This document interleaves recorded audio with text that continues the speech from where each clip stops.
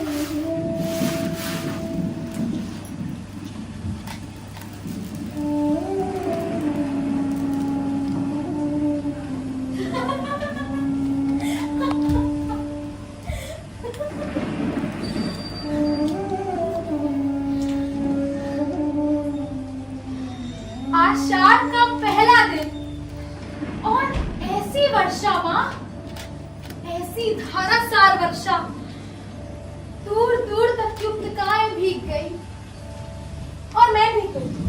देखो ना मां कैसी भीग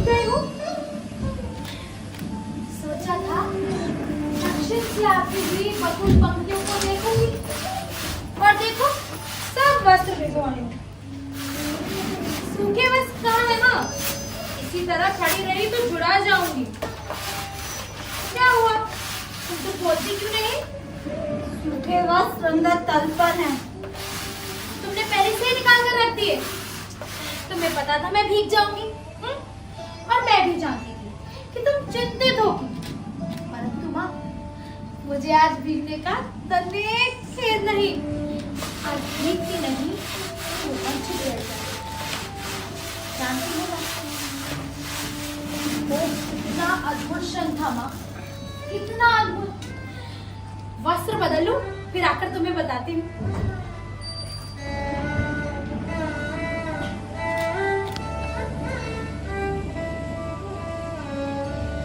नील कमल की तरह कोमल और राज, वायु की तरह हल्का और स्वप्न की तरह चित्रमय। मैं चाहती थी कि उसे अपने में भर लूं और आंखें मूंद लूं। मेरा तो सारा शरीर निचुड़ रहा है माँ। कितना पानी पिया है इन वस्त्रों ने।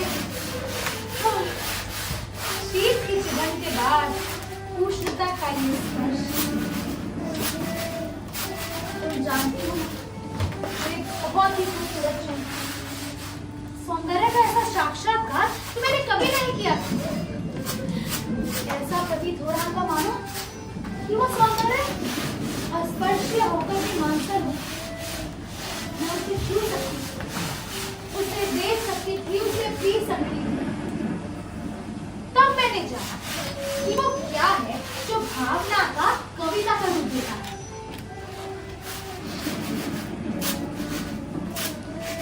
क्या हुआ माँ, तुम इस तरह चुप क्यों हो? देख रही हो ना मैं काम कर रही हूँ। काम तो तुम हर समय करती हो, लेकिन हर समय इस तरह चुप तो नहीं रहती ना। मैं तुम्हें काम नहीं करने दूंगी, पहले मुझसे बात करो। क्या बात करूँ? कुछ भी कहो, मुझे डांट कर कहो कि भीग कर क्यों आए हो, या फिर यूँ कहो कि तुम थक गई हो इसलिए शेर खान मैं भटक हूँ, या फिर कहो कि तुम घर में अकेले थी इसलिए तुम्हें अच्छा नहीं लग रहा है। मुझे सब अच्छा लगता है और मैं घर में दुकेली कब होती हूँ? तुम्हारे यहाँ रहते मैं अकेली नहीं होती। मैं फिर भी तुम्हें काम नहीं करने दूंगी। हाँ, मेरे घर में रहते भी तुम अकेली होती हो। कभी तो मेरी भर्त्सना करती हो कि मैं तुम्हारे सभी कामों में बाधा डालती हूँ, और कभी मुझे बताओ तुम इतनी गंभीर क्यों हो? दूध और टाटिया है, शकरा मिला लो और पी लो। नहीं, तुम पहले बताओ। जाकर विश्राम कर लो, मुझे अभी बहुत काम है। नहीं माँ, मुझे विश्राम नहीं करना। थकी ही कहा मुझे विश्राम कर। मुझे तो अब भी अपने में उन बरसाती बूंदों की खुलक का अनुभव हो रहा है। रोम अभी तक सीज रहा है। देखो माँ, ऐसे करूंगी तो मैं भी तुमसे बात नहीं करूंगी।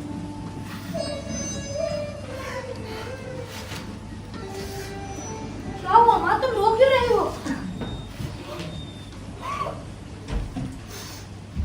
कुछ नहीं, कभी बैठे बैठे मन उदास हो जाता है। बैठे बैठे मन उदास हो जाता है, लेकिन बैठे बैठे रोया तो नहीं जाता ना। तुम्हें मेरी सौगंध मुझे नहीं पता तो।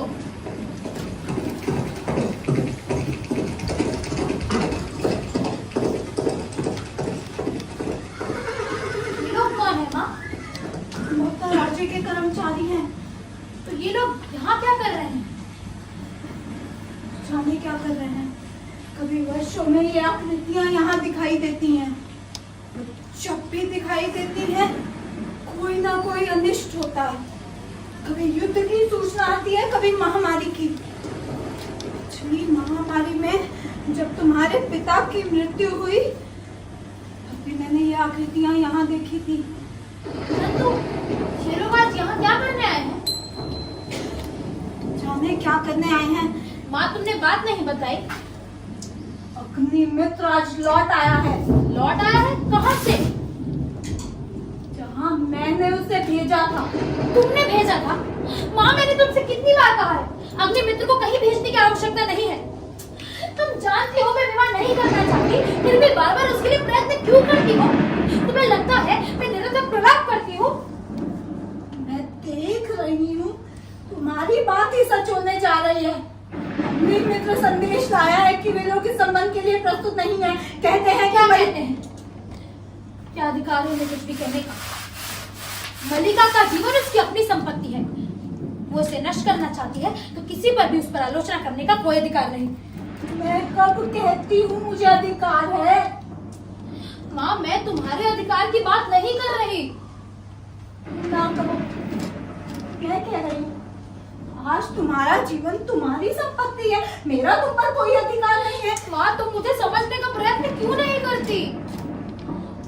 मैं जानती हूँ मल्लिका, आज तुम पर अपना अधिकार भी नहीं है, किंतु इतना बड़ा अपवाद मुझसे नहीं सहा जाता। मैं जानती हूँ माँ, अपवाद होता है, तुम्हारे दुख का भी जानती हूँ, लेकिन माँ मुझे इस अपराध का अनुभव नहीं होता। मैंने तो एक भावना में भावना का वर्णन किया है और मेरे लिए वो भावना बाकी सब संबंधों से बड़ी है।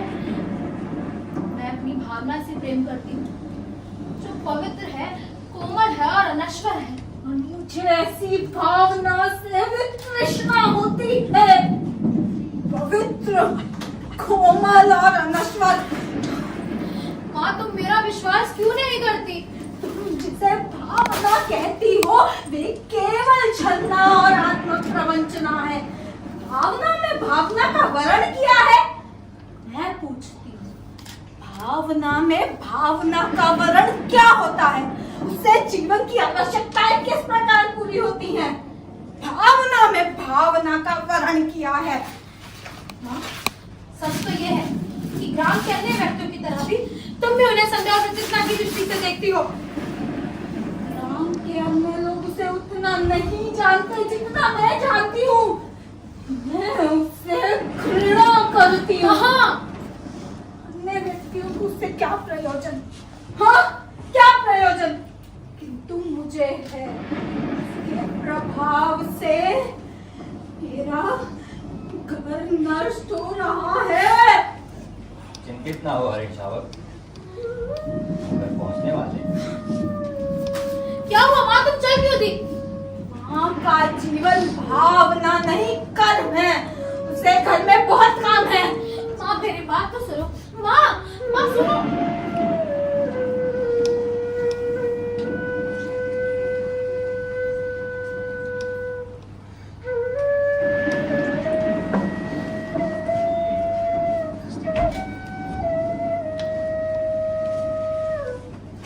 हम जिएंगे हरीश शावक, एक बाण से आहत होकर हम प्राण नहीं देंगे।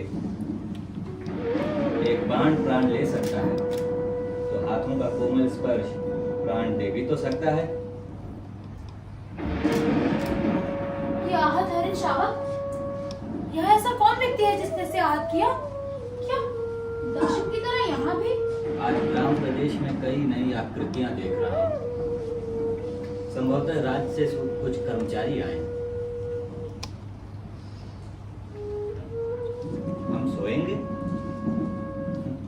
हाँ, हम थोड़ी देर सो लेंगे तो हमारी पीड़ा दूर हो जाएगी, परंतु उससे पहले हमें थोड़ा दूध पी लेना है। मल्लिका, थोड़ा दूध हो तो किसी भाजन में ले आओ। हाँ, माँ ने दूध उठाकर रखा है, अभी लाती हूँ। माँ आज सच में बहुत रुष्ट है। लगता है उन्हें अनुमान हो गया कि मैं वर्षा में आज तुम्हारे साथ हूँ। मैं तो इस तरह भीग कर नहीं आती। उन्हें अपवाद की बहुत चिंता रहती है। दूध नीचे रख दो और इसे बाहों में ले लो।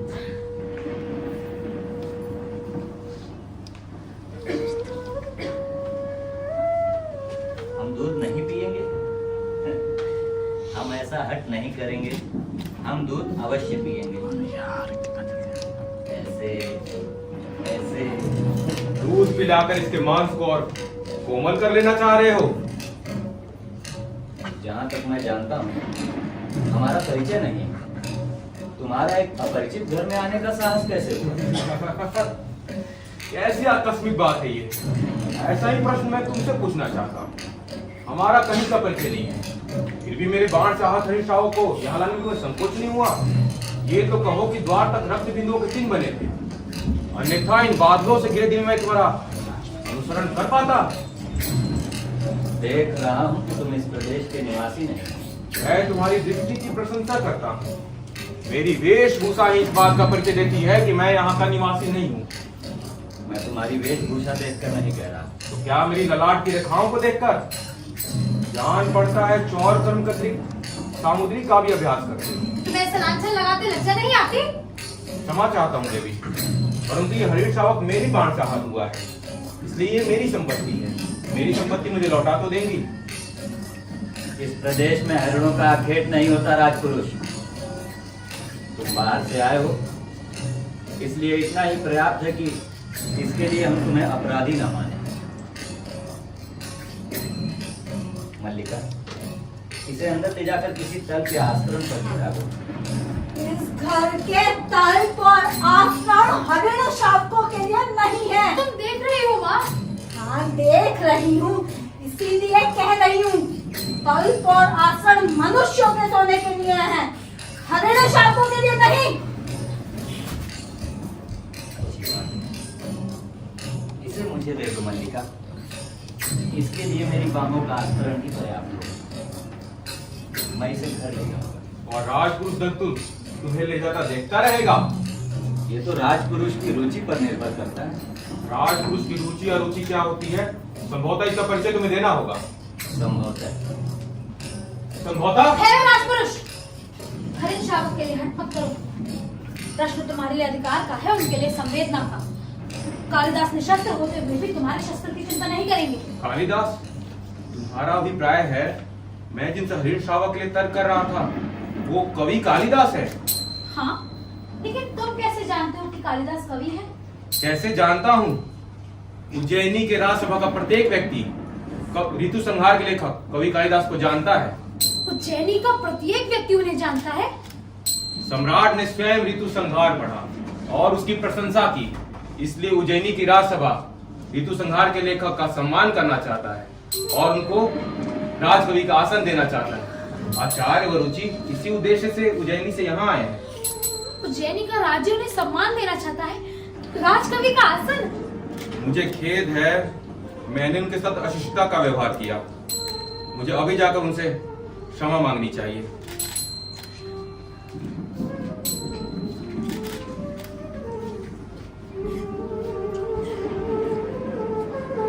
माँ, तुम जान सकती हो मैं आज कितनी प्रसन्न हूँ। दूध हटा दिया है, शक्करा मिला लो और पी लो। माँ, तुमने सुना नहीं राजपुरुष क्या कह रहा था? तुम सोच सकती हो आज कितनी प्रसन्न हूँ मैं। मेरे पास कुछ भी सोचने की शक्ति नहीं है। माँ, उन्हें उज्जैनी की ओर से सम्मान प्राप्त होगा, उन्हें राजकवि का आसन दिया जाएगा। उस व्यक्ति को जिसके उसके निकट के लोगों ने कभी समझने का प्रयत्न नहीं किया, जिसे घर से अंदर और बाहर केवल लांछना और प्रताड़ना नहीं मिली। अब तो तुम समझती हो ना माँ कि मेरी भावना निराधार नहीं है। मैं चाहती हूँ तुम भी आज समझ लो। तुम कहती हो हमारा उससे भावना का संबंध है। तो भावना क्या है? मैं उसे कोई नाम नहीं देती, परंतु लोग उसे नाम देते हैं। यदि वास्तव में उसका तुमसे भावना का संबंध है तो वो क्यों तुमसे विवाह नहीं करना चाहता? माँ, तुम उनके प्रति सदा अनुग्रह रही हो। तुम जानती हो कि उनका जीवन परिस्थितियों की कैसी विडंबना में बीता है। मातुल के घर में उनकी क्या दशा होती है, और ऐसे साधनहीन और अभावग्रस्त जीवन में विवाह की कल्पना ही कैसे की जा सकती है। और अब जब उसका जीवन साधनहीन और अभावग्रस्त नहीं रहेगा, किसी संबंध से बचने के लिए अभाव जितना बड़ा कारण होता है, अभाव की पूर्ति उससे बड़ा कारण बन जाती है। हाँ, ये तुम्हारी नहीं विलोम की भाषा है। मैं ऐसे व्यक्ति को अच्छी तरह समझती हूँ। उसका तुमसे केवल इतना ही संबंध है कि तुम एक उपादान हो, जिसके आश्रय से वह स्वयं से प्रेम कर सकता है, स्वयं पर गर्व कर सकता है। किंतु तुम क्या सजीव व्यक्ति नहीं हो? तुम्हारा तुम्हारे प्रति या उस उसका तुम्हारे प्रति कोई कर्तव्य नहीं है। कल तुम्हारी माँ का शरीर नहीं रहेगा और घर में एक समय के भोजन की व्यवस्था भी नहीं होगी, तो तुम्हारी भावना उस प्रश्न का उत्तर दे देगी। कह दो ये मेरी नई विलोम की भाषा है। माँ, आज तक का जीवन जिस तरह बीता है आगे भी बीत जाएगा, और जब आज उनका जीवन एक नई दिशा ग्रहण करने वाला है, तो मैं उनके सामने अपनी स्वार्थ की घोषणा नहीं करना चाहती। अंबिका, अंबिका, अंबिका, घर में हो कि नहीं? हाँ, हो घर में ही हो।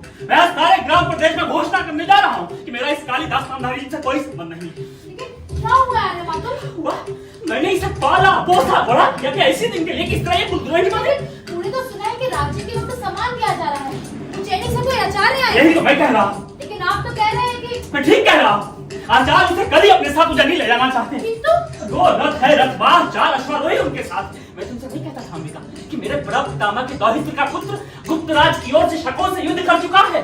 तुम अपने भागीने की बात कर रहे अरे उसी की बात कर रहा हूँ अंबिका। तुम समझो कि एक तरफ से राज की ओर से हमारे वंश का सम्मान किया जा रहा है, और ये वंशावतंस कहते हैं कि मुझे सम्मान नहीं चाहिए। मैं राज के मुद्राओं से ग्रीत होने के लिए नहीं हूँ। बाजी बात वो इस सम्मान को स्वीकार नहीं करना चाहते। मेरी समझ में नहीं आता इसमें क्रय विक्रय की बात क्या है। सम्मान मिलता है, ग्रहण करो। नहीं, कविता का मूल्य ही क्या है बताओ? कविता का कुछ मूल्य है आर्यमान। हाँ, मूल्य है। तभी तो सम्मान का भी मूल्य है। मैं जानती हूँ ये सम्मान उनके हृदय में कहाँ चुपता है। मैं तुम्हें विश्वास दिलाती हूँ, वो उज्जैनी अवश्य जाएगा। अवश्य जाएगा, अवश्य जाएगा। ये लोग इसके अनुचर हैं जो इसकी अभी स्तुति करके इसे ले जाएंगे। अवश्य जाएगा। सम्मान प्राप्त होने पर सम्मान के प्रति प्रकट की गई उदासीनता व्यक्ति के महत्व को बढ़ा देती है। तुम्हें तो प्रसन्न होना चाहिए, तुम्हारा भागिने लोक नीति में निष्णात है।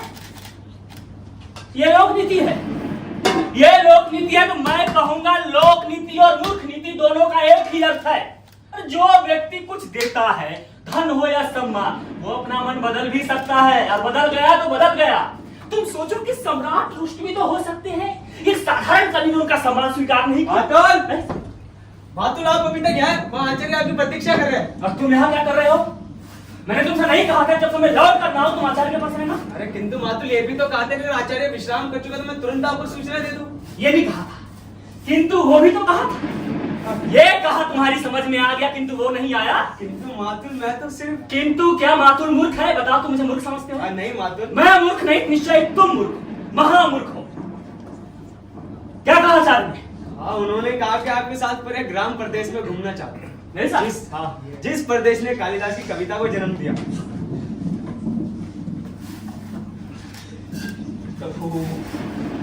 ये कालिदास की कविता, इतने बड़े आचार्य वरुचि को इसकी कविता में ऐसी क्या विशेषता दिखाई देती है?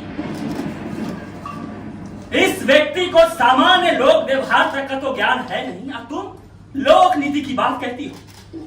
आप एक हरिण शावक गोदी में लिए घर की ओर चले आ रहे थे, और सौभाग्यवश मैंने रास्ते में देख लिया। मैंने कहा कविवर, ये समय इस रूप में घर में जाने का नहीं है, उज्जैनी से बहुत बड़े आचार्य आए हैं। आप सुनते ही लौट पड़े, जैसे रास्ते में सांप देख लिया। मैंने कहा कविवर सुनिए, आचार्य आपको आज ही उज्जैनी ले जाना चाहते हैं, राज की ओर से आपका सम्मान होगा। सुनकर रुककर करीब आए और बोला बुलाती आंखों से, मैं राष्ट्रीय मुद्राओं से दूर ग्रीत होने के लिए नहीं हूं। अरे इसमें ग्रीत होने वाली कौन सी बात है? और चल दिए। मेरे लिए धन से कर खड़ा हो गया कि अन्याय करता हूं मैं आपके पीछे पीछे जाऊं या घर में बैठा भयानकों को देखूं। अब इस विषय से मैं आचार्य के पास बैठने को कहकर आया था, और ये धुरीहीन चक्र की तरह मेरे पीछे पीछे चला आया है। बताओ मातुल मैं तो आपको समाचार देना था कि आचार्य विश्राम। समाचार देने के लिए मैं तुमसे धन्यवाद कहता हूँ। बहुत अच्छा काम किया, बहुत अच्छा काम किया। आचार्य वहां बैठे, ये समाचार देने के यहाँ चले आए। अब इतना कीजिए कि कविकुल शिरोमणि जहां भी हो उन्हें ढूंढ कर मेरे पास लाइए। मैं देखता हूँ आचार्य को। कालिदास उसका मातुल का तीसरा नेट हर समय खुला रहता है। परंतु इस समय कालिदास है कहाँ? कालिदास इस समय जगदम्बा के मंदिर में। आपने उन्हें देखा है? हाँ लेकिन आपने मातुल से तो नहीं कहा। मैं नहीं चाहता कि मातुल इस समय वहां जाए। तो क्या उनकी तरह आप भी नहीं चाहते कि कालिदास? मैं चाहता हूँ कि कालिदास उज्जैन अवश्य जाए। कालिदास हट करे को उज्जैनी से आती थी, जब तक घर नहीं लौट जाते वो जगदम्बा के मंदिर में ही रहेंगे। कैसी विषणता है। विषणता? क्षमता ही तो है। इसमें विषणता की क्या बात है अंबिका? राज्य कवि का सम्मान करना चाहता है, परंतु कवि सम्मान के प्रति उदासीन जगदम्बा के मंदिर में साधना। राज्य के प्रतिनिधि मंदिर में आकर कवि की अभ्यर्थना करते हैं। कवि धीरे धीरे आंखें खोलता है। इतना बड़ा नाटक करना विषणता नहीं है। कालिदास नाटक नहीं करे अंबिका, मुझे पूरा विश्वास है। उन्हें राज्य सम्मान का कोई मोह नहीं। वो तो सचमुच इस पर्वत भूमि को कहीं छोड़कर नहीं जाना चाहते। नहीं चाहता। मातुल का या किसी का भी आग्रह उनका हट नहीं छुड़ा सकता। केवल एक व्यक्ति है, उसके अनुरोध से संभव है कि यह छोड़ दे। हमारे घर में किसी को भी उसके हट छोड़ने या ना छोड़ने से कोई प्रयोजन नहीं है। कालिदास अपनी भावुकता में भूल रहे हैं तो सब सबका तिरस्कार करके बहुत कुछ खो बैठेंगे। तो उसमें बाधा क्या है? मेरे संबंध में उनके मूल में कहीं गहरी कटुता की रेखा। अब मैं जानती हूँ वो कटुता की रेखा कहाँ है। कुछ समय पहले ही एक राजपुरुष से उनका सामना हो चुका था। उस कटुता को केवल तुम ही दूर कर सकती हो मल्लिका। अब से किसी की प्रतीक्षा नहीं करता। अगर कालिदास यहाँ से नहीं जाते तो राज्य कोई हानि नहीं होगी। राजकवि का आसन रिक्त नहीं रहेगा। परंतु कालिदास जो आज है वही जीवन भर रहेंगे एक स्थान में। कभी जो लोग आज ऋतु संहार की प्रशंसा करें उसे भी कुछ दिनों में भूल जाएंगे। नहीं, उन्हें इस सम्मान का तिरस्कार नहीं करना चाहिए। ये सम्मान उनके व्यक्तित्व का है। उन्हें अपने व्यक्तित्व के अधिकार को इस तरह वंचित नहीं रखना चाहिए। चलिए आर्य ऋषि, मैं आपके साथ जगदम्बा के मंदिर चलती हूँ। मल्लिका, मुझे एक बाहर के व्यक्ति के सामने कहना होगा कि मेरी समझ तुम्हारे पास आने के पक्ष में नहीं हो। सिर्फ बाहर के व्यक्ति नहीं है अंबिका। माँ, ये एक बहुत ही महत्वपूर्ण क्षण है माँ, मुझे जाना ही होगा। चलिए आर्य ऋषि। समझ आता है।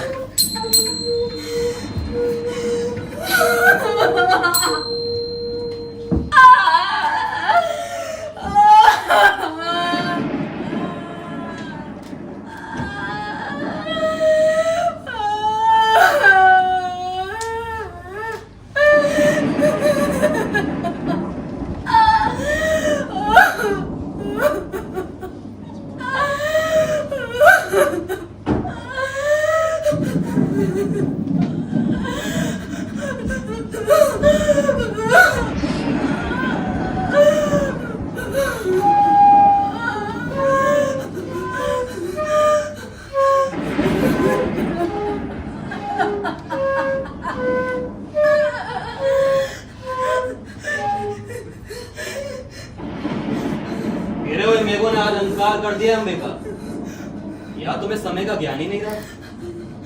आश्चर्य है तुमने दीपक नहीं जलाया। तुम यहाँ क्यों आए हो? दीपक जला दो। चले जाओ विलोम। तुम जानते हो तुम्हारा यहाँ आना मल्लिका को सहन नहीं है। जानता हूँ अंबिका, मल्लिका बहुत भोली है। वो लोग जीवन के संबंध में कुछ भी नहीं जानते। वो नहीं चाहती कि मैं इस घर में आऊं क्योंकि कालिदास नहीं चाहता। और कालिदास क्यों नहीं चाहता? क्योंकि मेरी आंखों में उसे अपने हृदय का सत्य झांकता दिखाई पड़ता है तो उसे उलझन होती है। परंतु अंबिका, तुम तो जानती हो ना, मेरा एकमात्र दोष ये है कि जो मैं अनुभव करता हूं स्पष्ट कह देता हूं। मैं इस समय तुम्हारे दोष अवदोष का विवेचन नहीं करना चाहती। देख रहा हूं इस समय तुम बहुत दुखी हो। वैसे तुम दुखी कब नहीं थे? तुम्हारा तो जीवन ही पीड़ा का इतिहास रहा है। पहले से काफी दुबली हो गई हो। सुना है कालिदास उज्जैनी जा रहा है। मैं नहीं जानती। राजकवि के रूप में उसका सम्मान होगा। कालिदास राजकवि के रूप में उज्जैनी में ही रहेगा। मैं समझता हूँ उसके जाने के पूर्व उसको और मल्लिका का विवाह हो जाना चाहिए। तुमने इस संबंध में कुछ सोचा तो होगा। मैं इस समय कुछ भी सोचना नहीं चाहती। तुम मल्लिका की माँ इस विषय में कुछ सोचना नहीं चाहती? आश्चर्य है। मैं तुमसे कह चुकी हूँ हूँ तुम चले जाओ यहाँ से। कालिदास उज्जैनी चला जाएगा और मल्लिका, जिसका नाम उसके कारण सारे प्रांत में अपवाद का विषय बना है, क्या यहीं पड़ी रहेगी? क्यों अंबिका, क्यों इतने वर्ष पीड़ा किया तुमने इसी दिन के लिए सही? दूर से देखने वाला भी जान सकता है कि तुम्हारे साथ क्या क्या बीता है। समय ने तुम्हारे मन, शरीर और आत्मा की इकाई को तोड़ दिया है। तुमने खुद को तिल तिल करके गलाया है, जैसे कि मल्लिका को किसी अभाव का प्रश्न।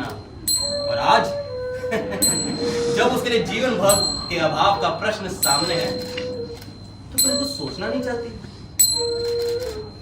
तुम ये सब कह के ना मेरा दुख कम नहीं कर रहे। मैं अनुरोध करती हूँ, मुझे अकेली रहने दो। अंबिका, मैं अपना तुम्हारे पास होना बहुत आवश्यक समझता हूँ। मैं सब बातें तुमसे नहीं, उससे कहने के लिए आया। आशा कर रहा हूँ कि वो भी यहीं आएगा। मैंने कालिदास को और उसको जगदम्बा के मंदिर की ओर जाते देखा है।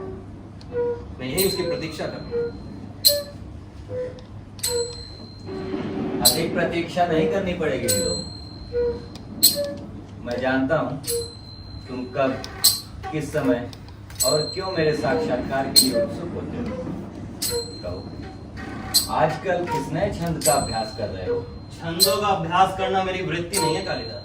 मैं जानता हूँ तुम्हारी वृत्ति दूसरी है, और उस वृत्ति ने संभवतः छंदों का अभ्यास सर्वथा छुड़ा दिया है। निस्संदेह आज तुम छंदों के अभ्यास पर गर्व कर सकते हो।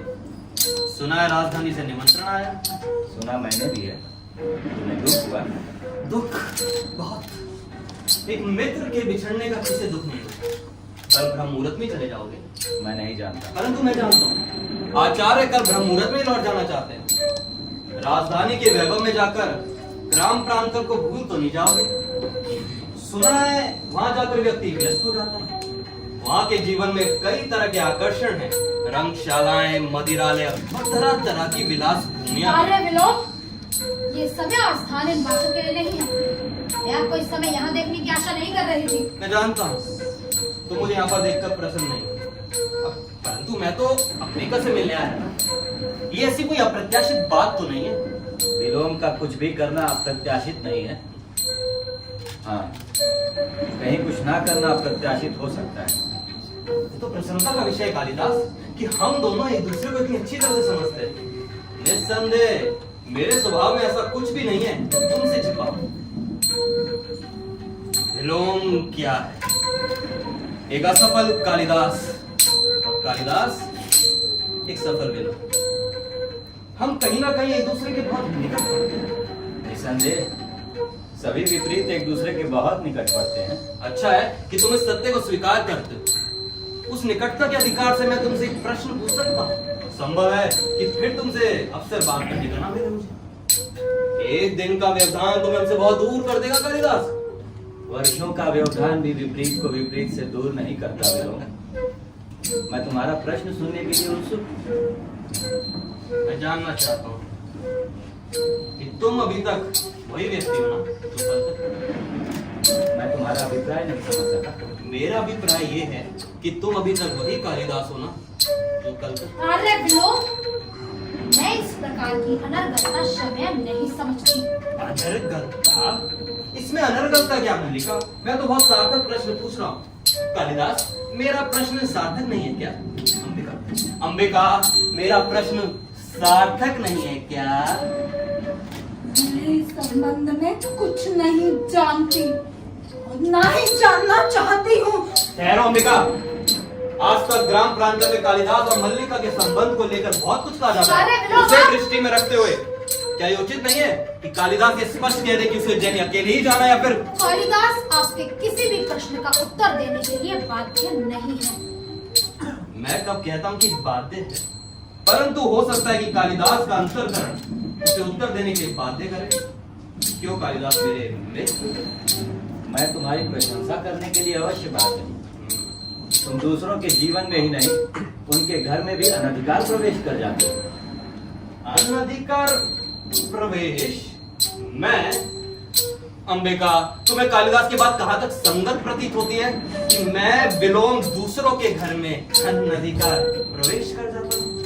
मैं कह चुकी हूँ, मुझे इस संबंध में कुछ भी नहीं कहना है। ये तो चलेगी। मैं बस इतना जानता हूँ कि मुझे ग्राम प्रांतर छोड़कर उज्जैनी जाने का तनिक मोह नहीं है। निस्संदेह तुम्हें ऐसा मोह क्यों होगा? साधारण व्यक्ति को हो सकता है, तुम्हें क्यों? परंतु मैं तो इतना जानना चाहता था कि यदि क्षण भर के लिए ऐसा स्वीकार कर लिया जाए कि तुम जाने का निश्चय कर चुकी हो, तो स्थिति में उचित नहीं है कि अरे बिलोंग, अब आप अपनी सीमा से आगे बढ़कर बात कर रहे हैं। मैं बच्ची नहीं हूँ, अपना भला बुरा सब अच्छे से समझती हूँ। लेकिन इस समय आप ये अनुभव नहीं कर रही कि आप यहाँ एक अनचाहे अतिथि के रूप में उपस्थित हैं। ये अनुभव करने की मैंने आवश्यकता नहीं समझी। तुम मुझसे घृणा करती हो, मैं जानता हूं, परंतु कालिदास और मैं तुमसे घृणा नहीं करता, है ना कालिदास? और मेरा यहाँ होने के लिए इतना ही पर्याप्त है। और हाँ, एक बात और कालिदास से भी कहना चाहता था कि तुम कालिदास के बहुत निकट हो, परंतु मैं कालिदास को तुमसे अधिक जानता हूँ। कालिदास, तुम्हारी यात्रा शुभ है। तुम जानते हो ना कि विलोम तुम्हारा ही शुभ चिंतक है। ये मुझसे अधिक और कौन जान सकता है? नहीं, तुम सुनोगे मेरी?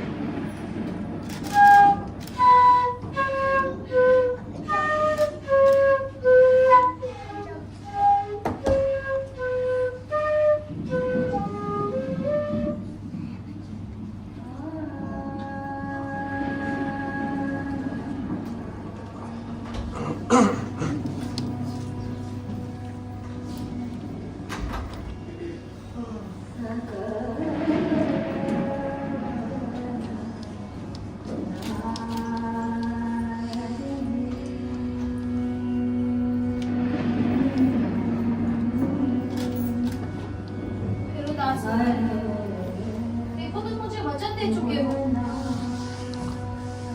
एक बार फिर सोचो मल्लिका, प्रश्न सम्मान और राज्याश्रय स्वीकार करने का नहीं है।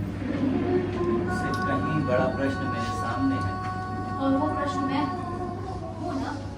तुम मुझे जानते हो। तुम्हें लगता है तुम इस अवसर को ठुकराकर यहाँ रह जाओगे तो मुझे सुख होगा? हाँ, ये जरूर है कि मेरे अंदर कोई कृतज्ञता छा ले। बाहर भी संभवतः बहुत सुना होगा, लेकिन मैं अपने से छल नहीं कर रही। मैं हृदय से कहती हूँ कि तुम्हें जाना चाहिए। चाहता हूँ इस समय तुम अपनी आंखें देख सकती हो। मेरी आंखें इसलिए गिनी है क्योंकि तुम मेरी बात नहीं समझ रहे। यहाँ ग्राम प्रांत में रहकर तुम्हारी प्रतिभा को विकसित होने का अवसर कहाँ मिलेगा? यहाँ लोग तुम्हें समझ नहीं पाते। उस सामान्य की कसौटी पर ही तुम्हारी परीक्षा करना चाहते हैं। जानते हो ना कि मैं तुम्हें जानती हूँ कि कोई भी रेखा अगर तुम्हें घेर ले तो तुम घिर जाओगे। मैं तुम्हें घेरना नहीं चाहती, इसीलिए कहती हूँ जाओ। प्रश्न तुम्हारे गिरने का नहीं है मल्लिका। मैं अनुभव करता हूँ कि ये ग्राम प्रांतर मेरी वास्तविक भूमि है। मैं कई सूत्रों से यहाँ से जुड़ा हूँ। उन सूत्रों में तुम हो। ये आकाश है, ये मेघ है, यहाँ की हरियाली है, हरिणों के बच्चे हैं, पशुपाल हैं। यहाँ से जाकर मैं अपनी भूमि से उखड़ जाऊंगा। ये क्यों नहीं सोचते कि तुम्हें यहाँ से अधिक संपन्नता और उर्वरा मिलेगी? इस भूमि से तुम जो कुछ ग्रहण कर सकते थे कर चुके हो। अब तुम्हें नई भूमि की आवश्यकता है जो तुम्हारे व्यक्तित्व को और पूर्ण बना देगी। नई भूमि सुखा भी तो सकती है। कोई भूमि ऐसी नहीं जिसके अंतर में कोमलता ना हो। तुम्हारी प्रतिभा उस कोमलता का स्पर्श अवश्य पा लेगी। और उस जीवन की अपनी अपेक्षाएं होंगी। ये क्यों जरूरी है कि तुम उन अपेक्षाओं का पालन करो? तुम दूसरों के लिए नई अपेक्षाओं की सृष्टि भी तो कर सकते हो। फिर भी मन में कई कई आशंकाएं होती हैं। मुझे हृदय में उत्साह का अनुभव नहीं होता। मेरी ओर देखो, अब भी उत्साह का अनुभव नहीं होता। विश्वास करो, तुम यहाँ से जाकर भी यहाँ से दूर नहीं होगे। यहाँ की हरितमा, यहाँ के मेघ, यहाँ के पशुपाल, इन सबको तुम साथ ले जाओगे।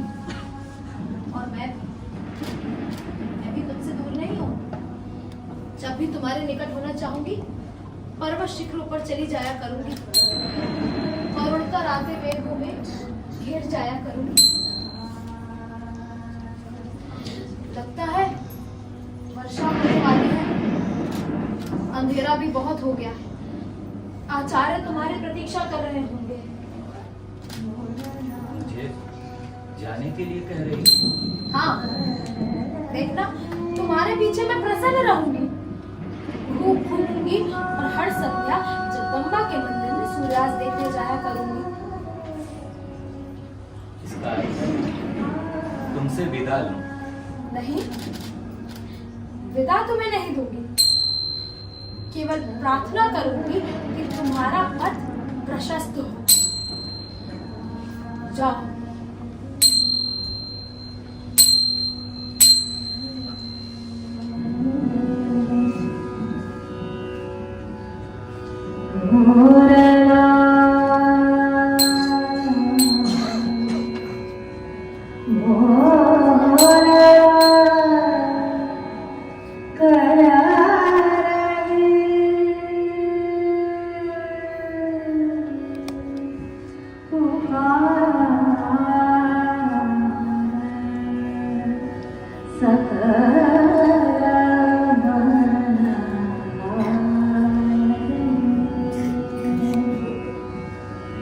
मल्लिका, मल्लिका, तुम स्वस्थ नहीं हो। चलो अंदर चलकर विश्राम करो। नहीं माँ, जैसे ही लगे मैं स्वस्थ नहीं हूँ। देखो माँ, चारों ओर मेघ घिरा है और कल को ये मेघ उज्जैनी की ओर उड़ जाएंगे। रो नहीं, रो नहीं मल्लिका, रो नहीं। मैं रोने ही नहीं हूँ। जो मेरी आंखों से बरस रहा है किससे होगा? सुख है, सुख।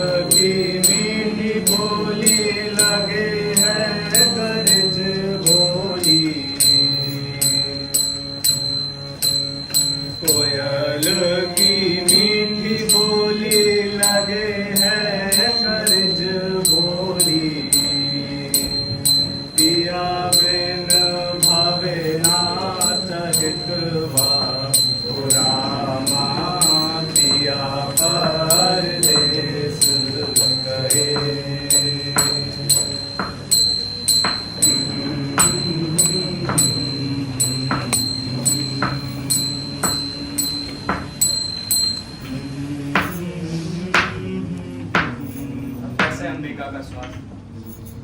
ज्वर आता है अभी भी। पहले से कुछ भी अंतर नहीं पड़ा? बहुत दिन हो गए, राजधानी की ओर से कोई व्यक्ति नहीं आया। कभी कभी सोचता हूँ उज्जैनी जाकर एक बार उनसे मिला। क्यों? कई बार लगता है कि दोस्त मेरा ही है। किस बात को?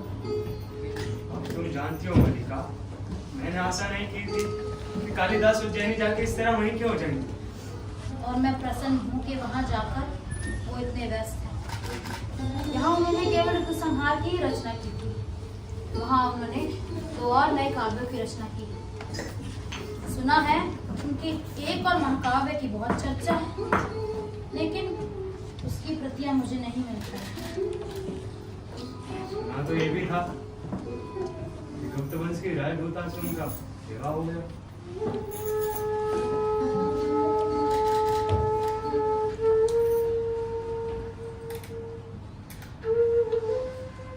तो इसमें बुरा क्या है?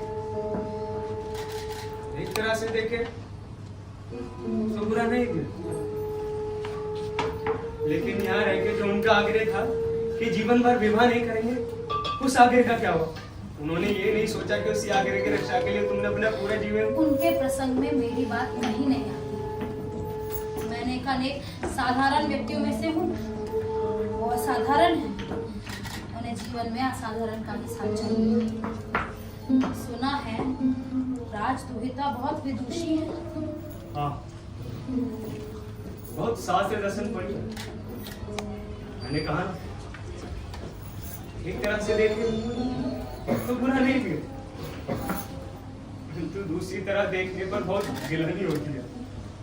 इसके विपरीत मुझे अपने से ग्लानि होती है। ये यहाँ ऐसी मैं उनकी प्रगति में बाधा भी बन सकती हूँ। वो तो आपने आग्रह किया, नहीं तो कितनी क्षति होती है। ये तो दुखद है कि मेरे कहने से तुम ऐसा ना करती तो तुम्हारे जीवन का ये रूप ना होता। मेरे जीवन में पहले से क्या अंतर आया है? पहले माँ काम करती थी, अब वे अस्वस्थ हैं, अब मैं काम करती हूँ। इससे तो इतना ही अंतर लगता है। केवल इतना ही अंतर है। माँ को औषध दे दूं? अभी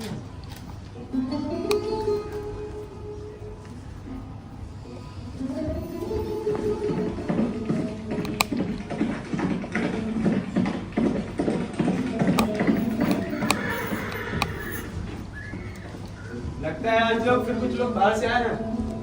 कौन? संभवतः राज्य कर्मचारी है। मैंने भी ऐसी 2 आकृति देखी जैसे पहले तब देखी थी जब आचार्य कालिदास को लेने आए थे। ऐसी आकृति?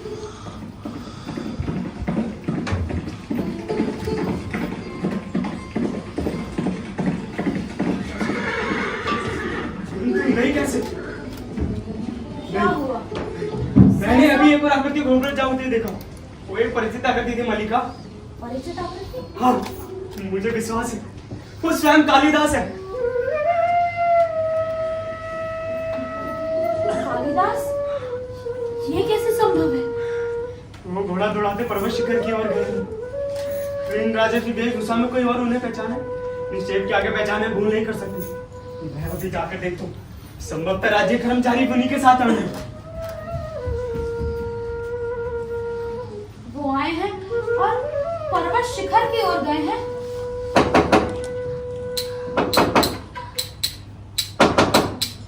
क्या आप अंदर आ सकते हैं? आप लोग पहले मैं आपको परिचय दूं। ये है रवि, उज्जैनी के नाट्य केंद्र में नृत्य का अभ्यास करती है और नाटक लिखने में भी इसकी खूब रुचि है। और ये है संगिनी, उसी नाट्य केंद्र में मृदंग और वीणा वादन सीखती है। बहुत सुंदर प्रणय गीत भी लिखती है। और तुम्हारा परिचय? तुमने अपना परिचय नहीं दिया। मेरा कोई परिचय नहीं है। आप लोग बैठिए ना। हम बैठने के लिए नहीं, अध्ययन करने के लिए आए हैं। इस स्थान को आप लोग क्या कहते हो? किस स्थान को? इसका अभिप्राय है सारे स्थान को जहाँ इस समय हम हैं। उज्जैनी में हम इसे प्रकोष्ठ कहते हैं। यहाँ तुम लोग इसे क्या कहते हो? प्रकोष्ठ। प्रकोष्ठ। और इसे कुंभ। कुंभ।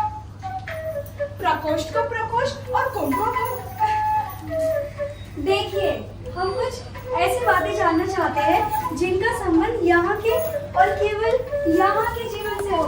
यहाँ के जीवन की अपनी विशेषता क्या है? यहाँ के जीवन की अपनी विशेषता मैं नहीं जानती। हमारा जीवन हर दृष्टि से बहुत साधारण है। ये मैं नहीं मान सकती। इस प्रदेश ने कालिदास जैसी असाधारण प्रतिभा को जन्म दिया है। यहाँ की तो प्रत्येक वस्तु असाधारण होनी चाहिए। देखिए मैं आपको समझाती हूँ। बात ये है, राजकीय नियोजन से हम दोनों कभी कालिदास के जीवन की पृष्ठभूमि का अध्ययन कर रहे हैं। तुम समझ सकते हैं ये कार्य कितना बड़ा महत्वपूर्ण है, परंतु हम तो निराश हो चुकी है। यहाँ तो सामग्री है ही नहीं। रहने दो संगिनी, यहाँ के संबंध में विशेष कुछ नहीं जानती। अच्छा, तुम्हारा बहुत समय नष्ट किया, क्षमा कीजिएगा। चलो संगिनी।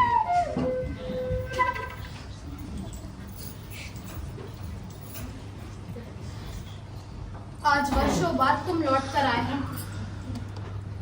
सोचती थी वैसा ही अंधियारा सा दिन होगा, वैसे ही मेघ घिरे होंगे और मैं फिर एक बार वर्षा में भीगूंगी और तुमसे कहूंगी कि देखो मैंने तुम्हारी सब रचनाएं पढ़ी हैं।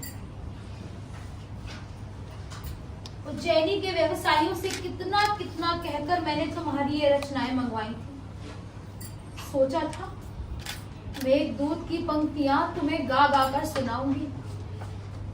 पर्वत शिखरों से घंटा ध्वनियां गूंज उठेगी और मैं अपनी ये भेंट तुम्हारे हाथों में रख दूंगी।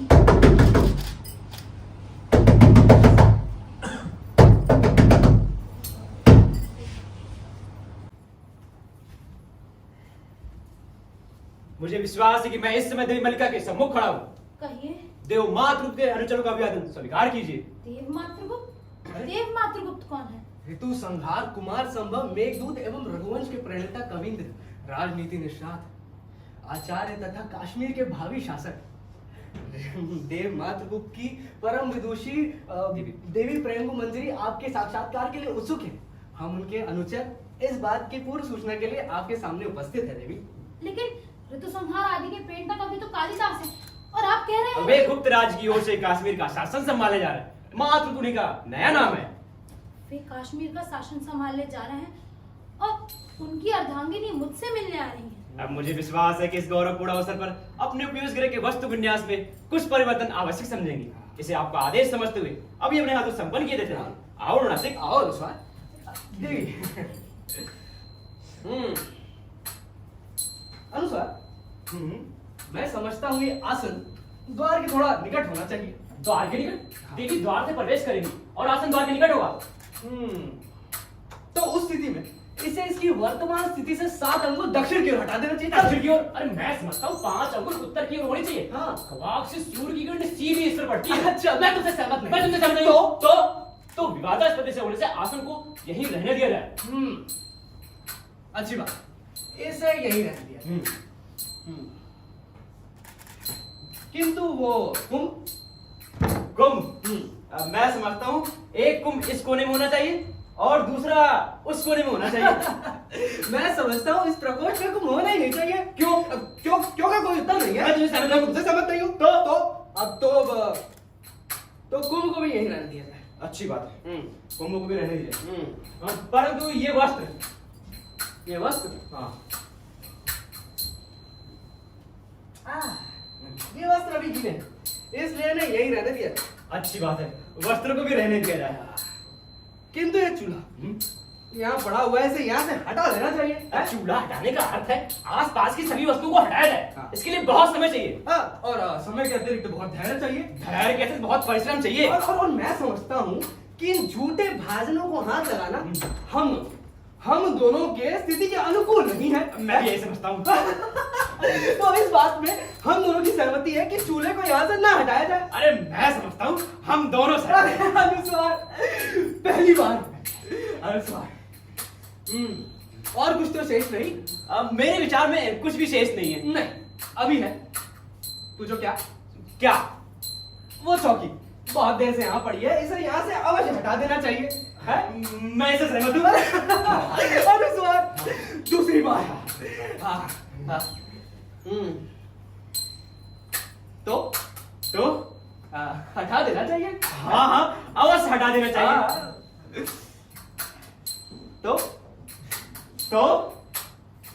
हटा दो। मैं हाँ। तुम नहीं? नहीं। क्यों? अब क्यों कोई उत्तर नहीं? फिर भी अब पहले मैंने तुमसे कहा, परंतु जो कि पहले तुमने देखी है। अरे तो तुम हटा दो, तो रहने दो। तो रहने दो। अब हाँ चारों एक दृष्टि और डाल देते हैं। हाँ, चार और एक दृष्टि और डालें। अधिकारी वर्ग दृष्टि रखने की मेरी तिरंगी मन की बात और चलो नासिक। क्या बताऊं देवी, इस प्रदेश की सबसे सुशील, सबसे विनीत और सबसे भोली लड़की है। मल्लिका की तारीफ इतनी तारीफ करूं कम नहीं होगी। मल्लिका, मैं देवी से तुम्हारी प्रशंसा कर रहा था। देवी जब से आई है तुम्हारे संबंध में पूछ रही है। देवी यही मल्लिका, इस प्रदेश की राजहंसनी। मल्लिका, मेरे के लिए आप कौन सा आसन निश्चित किया है? आर्य माधु, अब आप जाकर विश्राम करें। अनुज मेरे लौटने तक बाहर प्रतीक्षा करेंगे। परंतु आपके लिए आता है। बिल्कुल वैसी हो जैसे मैंने कल्पना की। क्योंकि मल्लिका की बात अच्छा तो मुझे अनुमति दीजिए। घर में कई कुछ बिखरा पड़ा है, कई तरह की व्यवस्था भी तो करनी है। पर मेरे लिए कोई आदेश हो देवी तो कहला दीजिएगा। मल्लिका, सचमुच बहुत सुंदर। जानती हो, अपरिचित होकर भी तुम मुझे अपरिचित नहीं लग रही। आप यहाँ बैठ जाइए ना। मैं बैठना नहीं चाहती, मैं बस तुम्हें और तुम्हारे इस घर को देखना चाहती हूँ।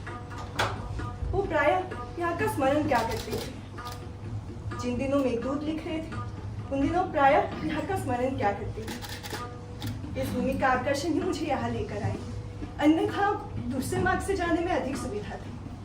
मैं समझ नहीं पा रही कि किस रूप में आपका आतिथ्य करूं। आप आसन ले लें तो मैं आपके लिए। मेरे आतिथ्य की मत सोचो, मैं यहाँ अतिथि के रूप में नहीं आई। संभव था ये ना भी आते, परंतु मैं ही विशेष आग्रह के साथ इन्हें यहाँ लाई। मैं स्वयं इस प्रदेश को देखना चाहती हूँ। इसके अतिरिक्त एक कारण और भी था कि मैं यहाँ की कुछ वातावरण अपने साथ ले जाऊँ। इस सौंदर्य के आगे जीवन की हर सुविधा है, इसे अपने आंखों में व्याप्त कर सकूं और उसके लिए जीवन भर का समय भी पर्याप्त। परंतु इतना अवकाश ही कहाँ है?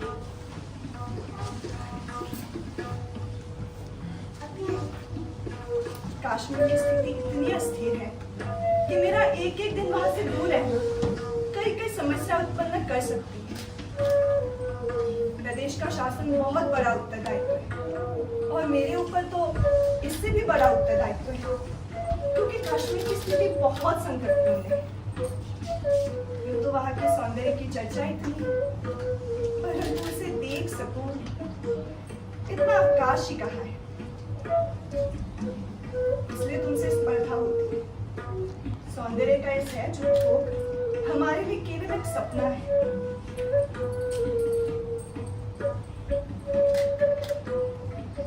देख रही हूँ, ग्राम प्रदेश में रहकर भी साहित्य के प्रति बहुत मोह है।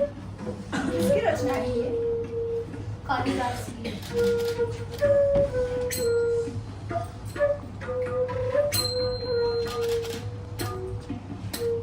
वे अभी मातृरूप के नाम से जाने जाते हैं। यहाँ उनकी रचनाएं मिल जाती हैं। तो जैनी के व्यवसायियों से मैंने कहकर मंगवाई थी। समझ सकती हूँ। उनसे जान चुकी हूँ कि तुम बचपन से उनकी संगिनी रही। तो उनके साहित्य के प्रति मोह स्वाभाविक है। वो भी जब तक तुम्हारा स्मरण करते हुए आत्मविस्मित हो जाते थे। ऐसे में राजनीतिक कार्यों से उनका मन उखड़ने लगता है। राजनीतिक जीवन की धुरी में बने रहने के लिए व्यक्ति को बहुत जागरूक रहना पड़ता है। तुम ऐसा नहीं समझती? मैं राजनीतिक जीवन के संबंध में कुछ नहीं जानती। क्योंकि तुम ग्राम प्रदेश में रही हो, इसलिए।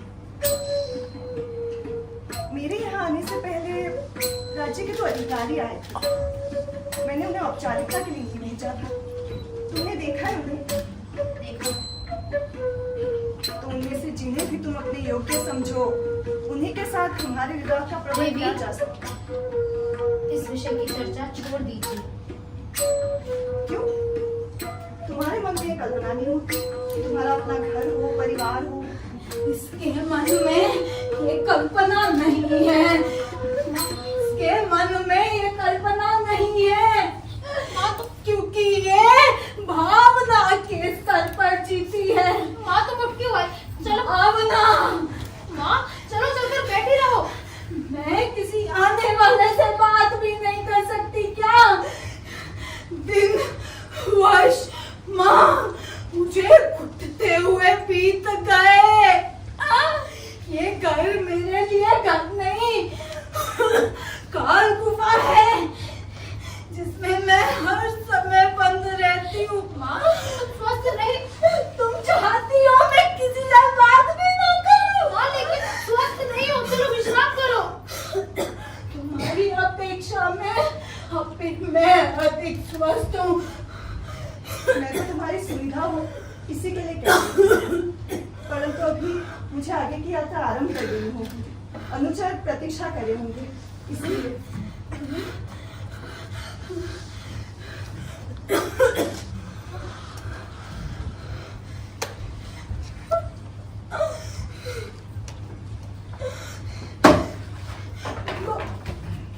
एक दूध की पंक्तियां पढ़ो, इन्हीं में ना कहती थी उसके अंतर की कोमलता साकार हो उठी है।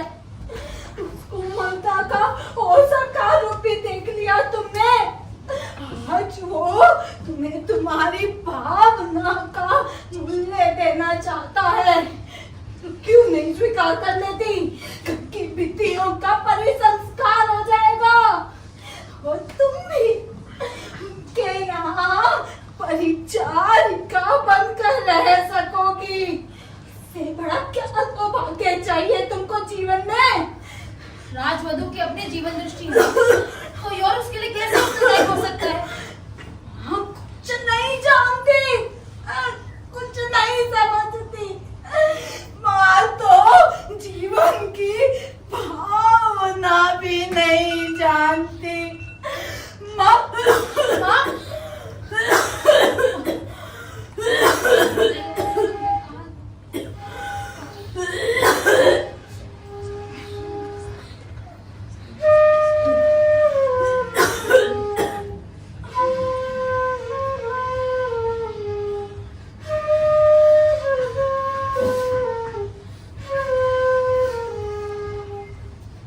इस तरह शुद्ध क्यों अंबिका?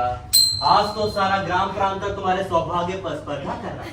राज के पर धूली पड़ती है तो लोग गौरव का अनुभव करते हैं। ऐसा अवसर हर किसी के जीवन में कहाँ? यही शुभ अवसर देखने के लिए तो मैंने आज तक का जीवन जिया है। इतना बड़ा सौभाग्य हमारे शूद्र जीवन में कहाँ समा सकता है? जानती हो, आज ग्राम के लोग व्यस्त हैं। वो पशुओं की चिंता नहीं कर रहे हैं, वो बाहर से अतिथियों के लिए तरह तरह की सामग्री जुटा रहे हैं। आज अतिथि यहाँ के पत्थर को बटोर कर ले जाना चाहते हैं। यहाँ के पत्थर आज बहुत मूल्यवान समझे जाने लगे हैं। यहाँ के पत्थर पहले भी मूल्यवान था रे लोग, तो और बात है किसी ने उनका मूल्य नहीं समझा। तो तुम भी जाकर बटोर क्यों नहीं लेती? संभव है यहाँ कोई पत्थर विशेष न रह जाए और तुम्हारी भावना का कोई आधार न रह जाए। ग्राम में आज चारों ओर उत्साह है। ये दिन इस प्रदेश के लिए सबसे बड़ा उत्सव है। ग्राम में लोग आज अपने पशुओं की चिंता नहीं करते हुए अलग अलग चीजों की हाथ निकाल के बात करती हो। क्यों? क्योंकि राजकन्या ने आदेश दिया है कि कुछ हरिण शावक उनके साथ जाएं। नहीं, ये सच नहीं है। सच नहीं है? इंद्र वर्मा और विष्णुदत्त को राजकन्या ने स्वयं आदेश दिया है। उसका कुछ और भी अर्थ हो सकता है। और अर्थ? और क्या अर्थ हो सकता है? क्या राजकन्या हरिण शावकों के साथ खेला करेगी? हाँ? या उज्जैनी से आए कलाकार कुछ उनकी अनुकृतियां बनाएंगे। वैसे ये भी मनोरंजन का विषय है। उज्जैनी से आए कलाकार आज यहाँ की हर एक वस्तु की अनुकृतियां बनाते घूम रहे हैं। यहाँ को कोई पत्ता पेड़ तिनका शेष नहीं रहेगा जिनकी वो अनुकृति बनाकर नहीं ले जाएंगे। इसका भी कोई दूसरा अर्थ हो सकता है। अर्थ अर्थ बहुत स्पष्ट है मल्लिका। सब चीज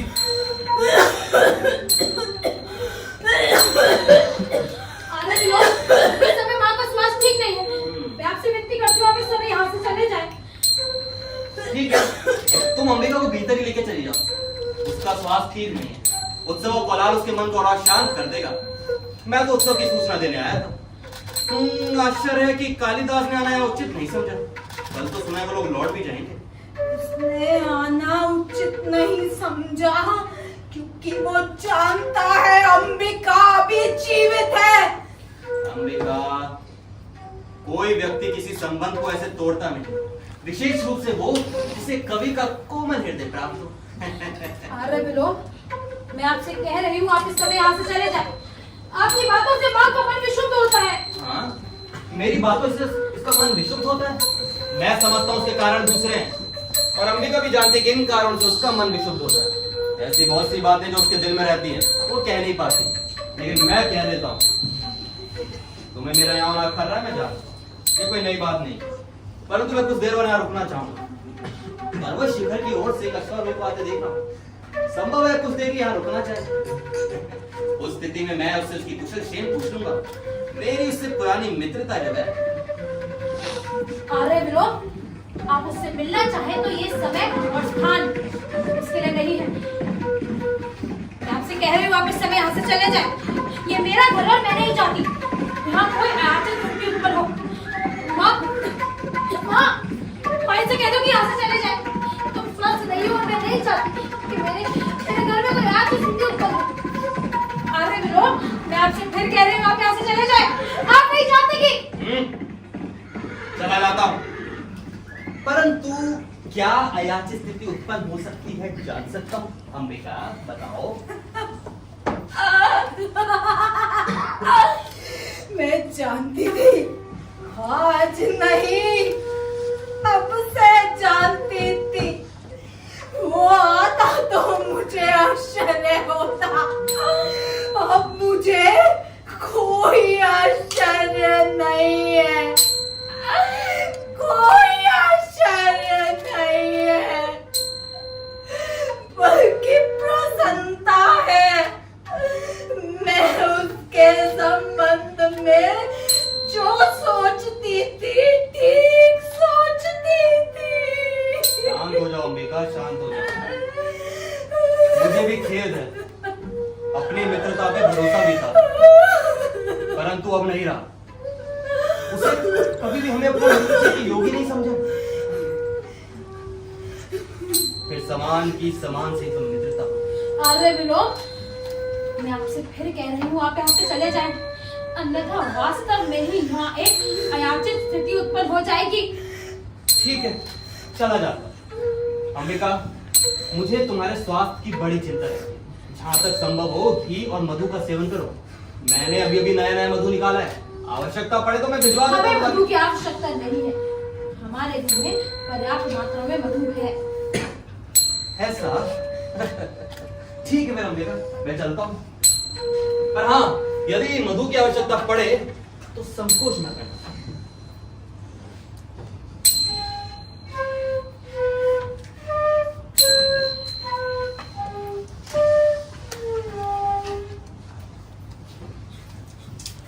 मल्लिका,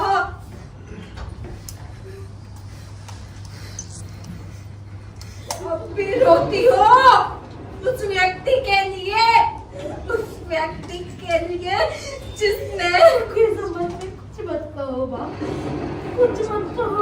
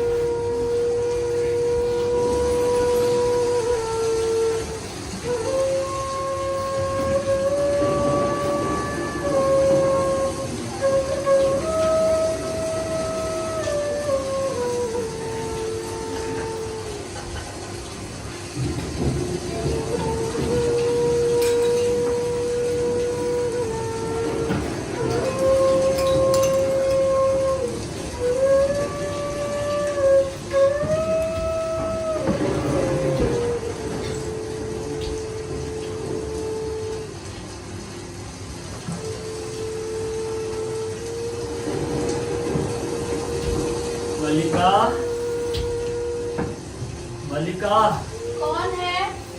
मैं हूँ मातुल।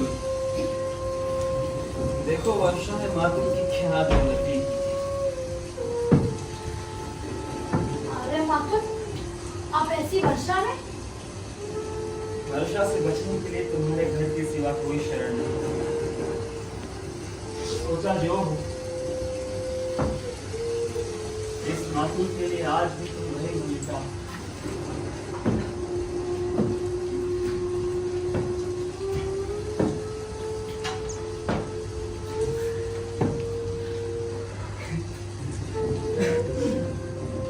ये जानता कि राजप्रसाद में रहकर अपना पांव तुड़वा बैठूंगा तो ग्राम छोड़कर वहां रहने कभी ना जाता।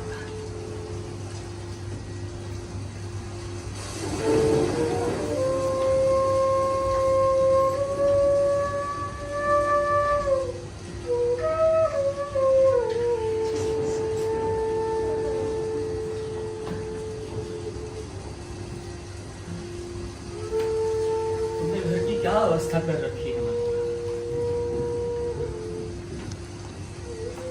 कश्मीर का कुछ समाचार सुना? मैं हर समय घर में ही रहती हूँ, कहीं का भी समाचार कैसे सुन सकती हूँ?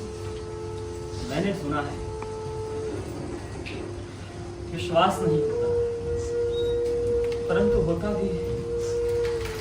ये राजनीति में कुछ भी असंभव नहीं है। जितना संभव है कि ऐसा ना हो, उतना ही संभव है कि ऐसा हो, और ये भी संभव है कि जो हो वो ना हो। परंतु समाचार क्या है? समाचार ये है कि सम्राट का निधन हो गया है। कश्मीर में विद्रोही शक्तियां सिर उठा रही हैं। वहां से आए राहत सैनिक का कहना है कि कालिदास ने कश्मीर छोड़ दिया है। उन्होंने कश्मीर छोड़ दिया है और अब पुनः उज्जैनी की ओर चले गए हैं। नहीं, उज्जैनी नहीं गया। वहां के लोगों का मानना है कि उसने संन्यास ले लिया है, काशी चला गया है। मुझे विश्वास नहीं होता। उसका राजधानी में इतना मान है। अगर कश्मीर में रहना संभव नहीं था तो राजधानी चले आना चाहिए था, परंतु असंभव भी नहीं है। एक राजनीति और दूसरा कालिदास। मैं समझता हूं कि जो भी मैं समझ पाता हूं, सत्य सदा उसके लिए खुदा है। मैं सदा झूठ।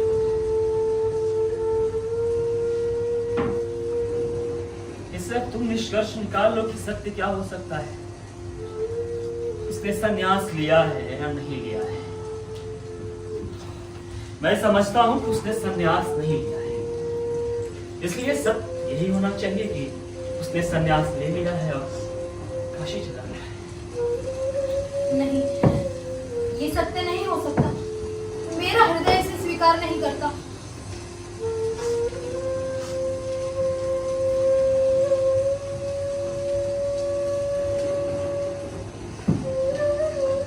मैंने तुमसे क्या कहा था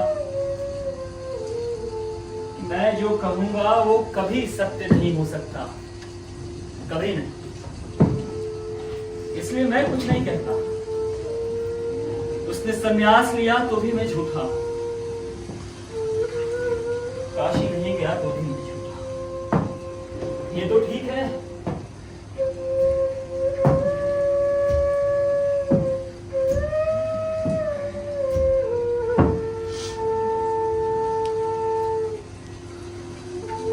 नहीं, तुम काशी नहीं गए, तुमने संन्यास नहीं लिया। मैंने इसलिए तो तुमसे जाने के लिए नहीं कहा था। मैंने इसलिए भी नहीं कहा था कि तुम जाकर कहीं का शासन भार संभालो। फिर भी जब तुमने ऐसा किया तो मैंने तुम्हें शुभकामनाएं दी। यद्यपि मेरी वो शुभकामनाएं ग्रहण नहीं की।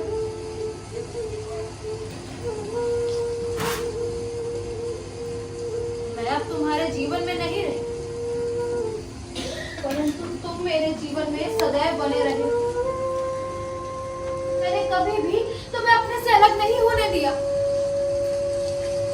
तुम रचना करते रहे और मैं ये समझती रही कि मैं सार्थक हूँ। मेरे जीवन की भी कुछ उपलब्धि है, परंतु आज तुम इस तरह मुझे निरर्थक कर दोगे।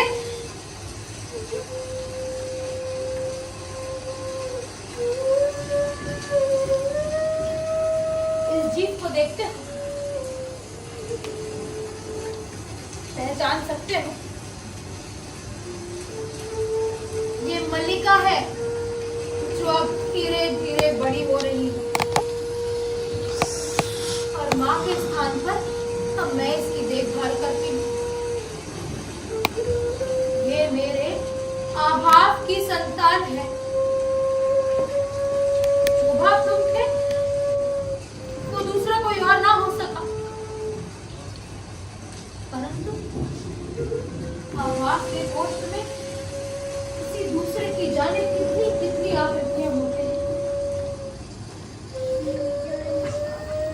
जानते हो, मैंने अपना नाम खोकर अब एक विशेषण उपराजित किया है और मैं अपनी दृष्टि में एक नाम नहीं केवल एक विशेषण हूँ। व्यवसायी कहते हैं उज्जैनी में अपवाद है। तुम्हारा बहुत सा समय वरांगनाओं के सहवास में व्यतीत होता है, परंतु वरांगना का क्या कभी ये रूप तुमने देखा है? आज मुझे पहचान सकते हो? मैं आज भी उसी तरह पर्वत शिखरों और मेघमालाओं को देखती हूँ। आज भी उसी तरह संहार और मेघदूत की पंक्तियों को पढ़ती हूँ। मैंने कभी भी अपने भाव का पोस्ट रिक्त नहीं होने दिया, परंतु मेरे आभाव की पीड़ा का क्या तुम अनुमान लगा सकते हो? परंतु मैंने ये सब सह लिया क्योंकि मैं टूटकर अनुभव कर रही थी कि तुम बन रहे हो। मैं तुम्हें अपने आप में न देखकर मैं देखती थी और आज ये सब सुन रही हूँ कि तुम सब कुछ छोड़कर संन्यास ले रहे हो। तटस्थ, उदासीन, मेरी सत्ता के बोध को इस तरह वंचित कर दोगे?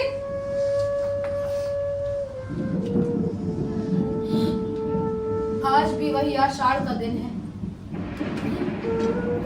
उसी तरह मेघ गरज रहे हैं, वैसी ही वर्षा हो रही है। मैं भी वही हूँ, उसी घर में, परंतु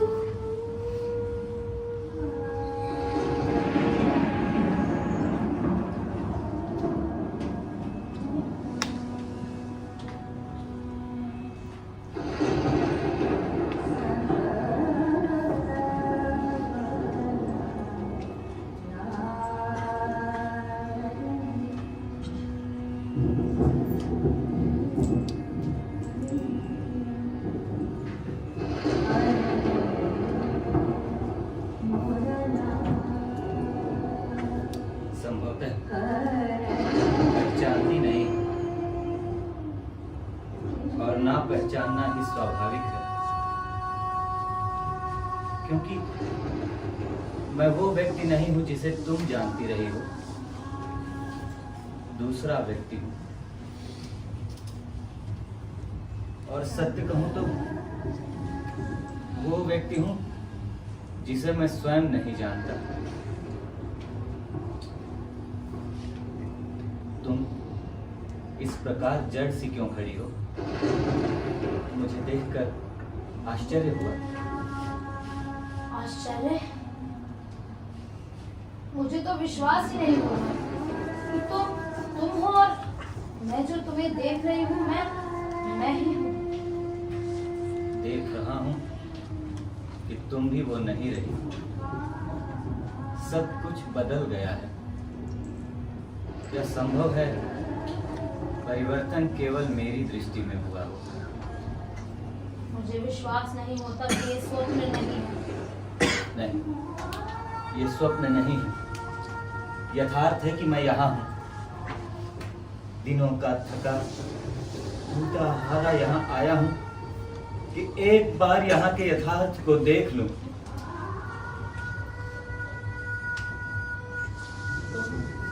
सचमुच पहचाने नहीं जाते।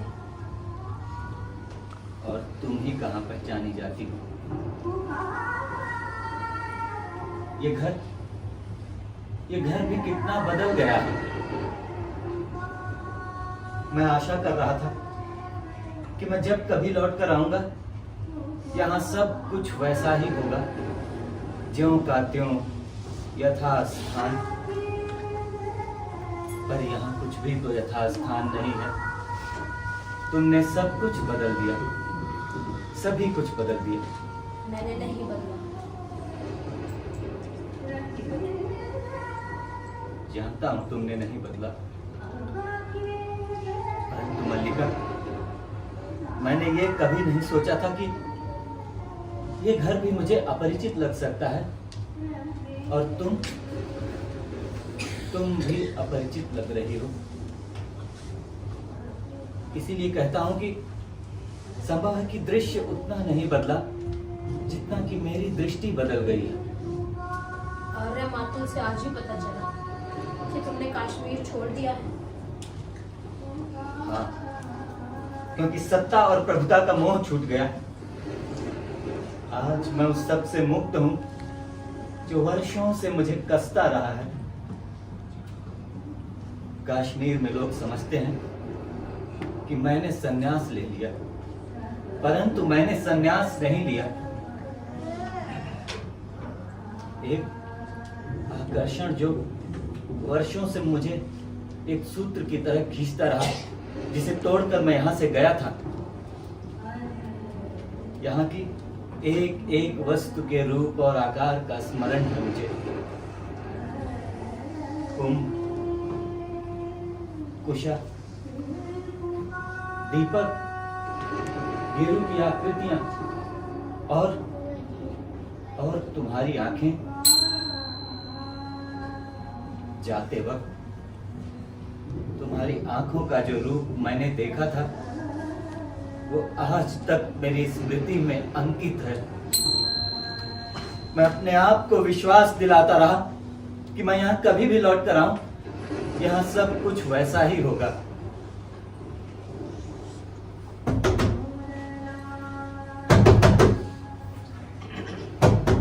द्वार बंद रहने दो।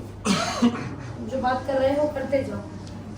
देख तो लो, कौन आया है? कोई भी हो सकता है, वर्षा का समय है। कौन था वो?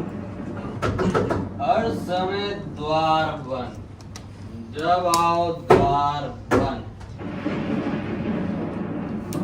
मैंने कहा ना, कोई भी हो सकता है। तुम यहाँ के संबंध में बात कर रहे थे। मुझे इसका स्वर बड़ा विचित्र सा लगा जैसे कि मैं इस स्वर को पहचानता हूँ। यहाँ की हर वस्तु की तरह ये भी किसी परिचित स्वर का बदला हुआ रूप है। तुम थके हो, आसपास बैठकर बात करो।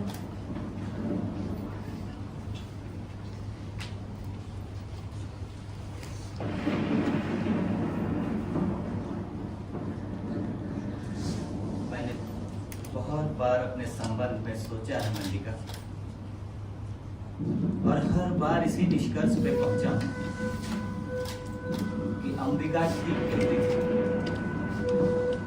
मैं यहाँ से क्यों नहीं जाना चाहता था? क्योंकि मुझे अपने ऊपर विश्वास नहीं था। मैं नहीं जानता था कि अभावपूर्ण और भर्त्सना का जीवन व्यतीत करने के बाद सम्मान और प्रतिष्ठा के उस वातावरण में मैं कैसा अनुभव करूंगा। मैं जानता था कि मैं सुखी नहीं हो सकता। मैं अपने आप को विश्वास दिलाता रहा कि कमी उस वातावरण में नहीं, मुझ में है। अगर मैं खुद को बदल दूं तो सब कुछ ठीक हो सकता है, परंतु मैं सुखी नहीं हो सका। जब भी मेरी आंखें दूर तक फैले उस क्षितिज रेखा पर पड़ती, मुझे बार बार यही अनुभव होता कि मैंने प्रभुता और सुविधा के मोह में पड़कर उस जीवन में अनधिकार प्रवेश किया और जिस विशाल में मुझे होना चाहिए था, मैं उससे बहुत दूर हटाया हूं। जिस कल की मुझे प्रतीक्षा थी वो कल कभी नहीं आया और मैं धीरे धीरे खंडित होता गया। और एक दिन मैंने आभास किया कि मैं सर्वथा टूट चुका हूं। काश्मीर जाते वक्त मैं यहां नहीं आया क्योंकि मैंने अनुभव किया कि यहाँ की पर्वत श्रृंखला, ये उपत्यकाएं मेरे सामने एक मूक प्रश्न का रूप ले लेंगी और मुझे भय था कि तुम्हारी आंखें मेरे अस्थिर मन को और अस्थिर कर देंगी। लोग समझते हैं कि मैंने काश्मीर जाकर उस वातावरण में बहुत कुछ लिखा, परंतु मैं जानता हूं मैंने कुछ नहीं लिखा। जो कुछ भी मैंने लिखा यो यहीं के जीवन का संचय था। कुमार संभव की पृष्ठभूमि ये हिमालय और तपस्विनी उमा तुम हो। मेघदूत में यक्ष की पीड़ा मेरी पीड़ा है और विरह विमर्दिता यक्षिणी तुम हो।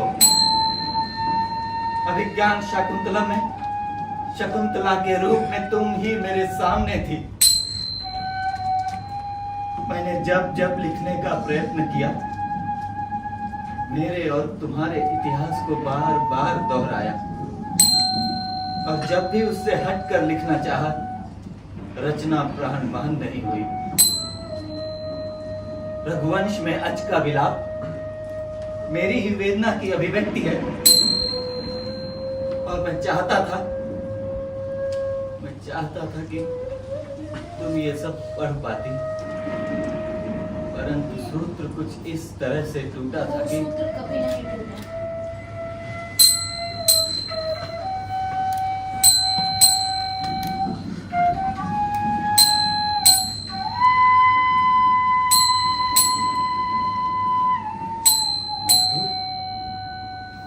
तुम्हारे पास मेघदूत की प्रतिलिपि ये तुम्हारे पास कैसे आई? मेरे पास तुम्हारी सब रचनाएं हैं। तुम्हारे पास मेरी सब रचनाएं हैं, परंतु वो यहाँ कैसे उपलब्ध हुई? उज्जैनी के व्यवसायियों से मैंने कहकर मंगवाई थी और उनके पास ये मिल जाती है? वर्ष 2 वर्ष में कहीं एक प्रतिलिपि मिल पाती थी। और इनके लिए धन? वर्ष 2 वर्ष में एक प्रतिलिपि मिलती थी। वो धन एकत्रित करने के लिए बहुत समय रहता था।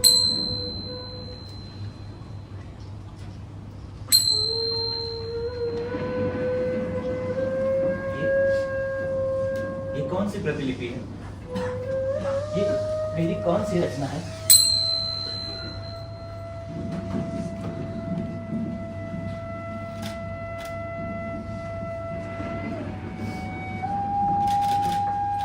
केवल कोरे पृष्ठ है मल्लिका। ये पन्ने मैंने अपने हाथों से बनाकर सिए थे। सोचा था तुम राजधानी से आओगे तो तुम्हें भेंट में दूंगी। तुमसे कहूंगी कि इस पर अपने सबसे बड़े महाकाव्य की रचना करना, परंतु तब तुम आकर भी नहीं आए और ये भेंट नहीं पड़ी रही।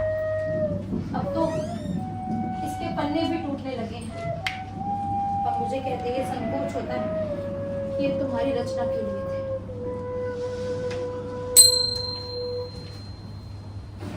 ये पृष्ठ तुमने अपने हाथों से बनाए थे कि मैं इन पर एक महाकाव्य की रचना करूं। स्थान स्थान पर इन पर पानी की बूंदें पड़ी हैं, जो निसंदेह वर्षा की बूंदें नहीं हैं। तुमने अपनी आंखों से इन पर बहुत कुछ लिखा है मल्लिका, और आंखों से ही नहीं, स्थान स्थान पर ये पृष्ठ वह कणों से मैले हुए हैं। स्थान स्थान पर तुम्हारे नखों ने इन्हें छीला है, तुम्हारे दांतों ने इन्हें काटा है। ग्रीष्म की धूप के हल्के रंग, हेमंत की पत्र धूली और इस घर की सिलन,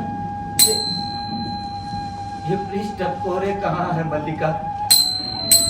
इन पर एक महाकाव्य की रचना हो चुकी है, एक अनंत सर्गों के महाकाव्य की।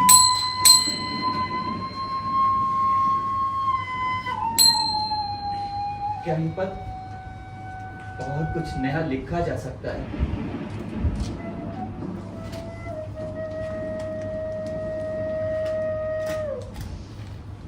परंतु अभी तो जीवन शेष है, हम फिर से आज से आरंभ कर सकते हैं।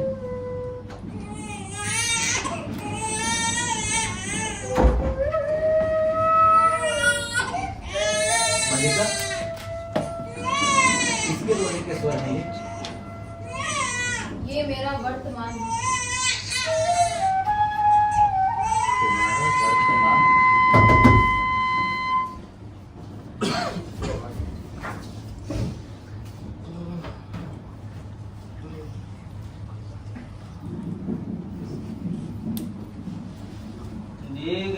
दिन में फिसले और फिसल के गिरे खाई में। कितनी बार कहा भैया विलोम, इतने ऊंचे मत चढ़ा करो, परंतु भैया विलोम क्यों मानने लगे? पहले आए तो द्वार पर लौट गए और फिसल गए, फिर आए तो द्वार बंद, फिर लौट जाते तो क्या होता? आज का दिन ही ऐसा है कि मैं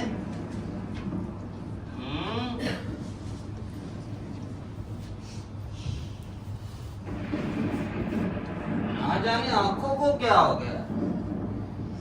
कभी परिचित आकृति भी बहुत अपरिचित लगती है और कभी अपरिचित आकृति भी बहुत परिचित।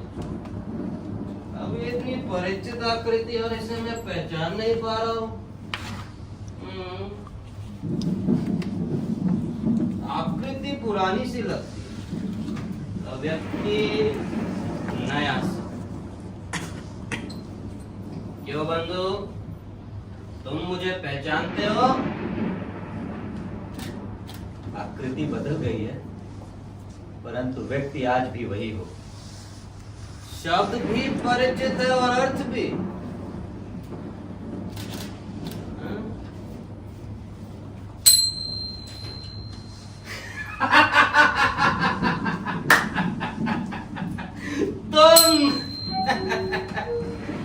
तुम हो।